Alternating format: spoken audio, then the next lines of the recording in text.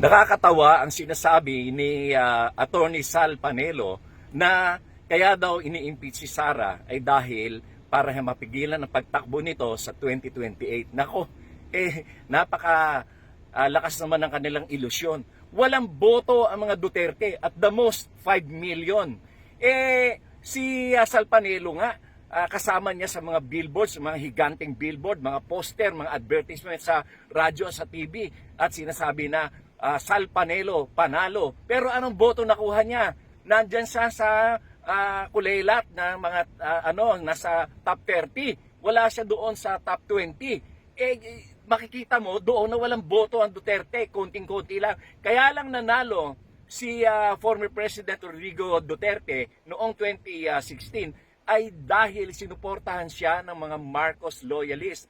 Dahil no choice. Alang-alang iboto si Marrojas o kaya si Binay na parehong dilaw.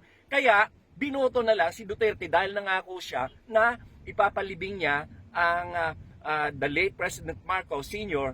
doon sa libingan ng mga bayani. Kaya yung mga Marcos loyalists bumoto sa kanya.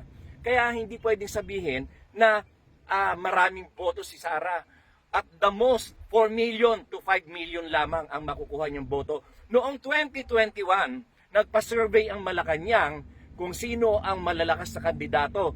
At ito ay pinasurvey nila, internal survey sa mga congressman. At ang lumabas doon, number 1 si BBM, number 2 si Leni, number 3 si Isko, number 4 lang si Sara. Kaya nga siya hindi tumakbo. Kaya lang siya napilitang tumakbo na Vice President dahil kung kay BBM ay siya ay mananalo. Pero walang boto ang Duterte at the most 5 million ang makukuha nila. Kaya hindi dahilan niyang eleksyon sa 2028 para i-impeach si Sara dahil hindi naman siya mananalo. Yun yung mga maisog rally nila. Yung mga maisog rally, wala pa ang 300 ang nagpupunta at ang karamihan pa doon ay mga paid vloggers at yung mga tauhan nila. Kaya hindi mo masasabi na meron silang mga tao na, mga butante na milyon-milyon para sapat na makapagboto o makapagluklok ng isang presidente. Napakalayo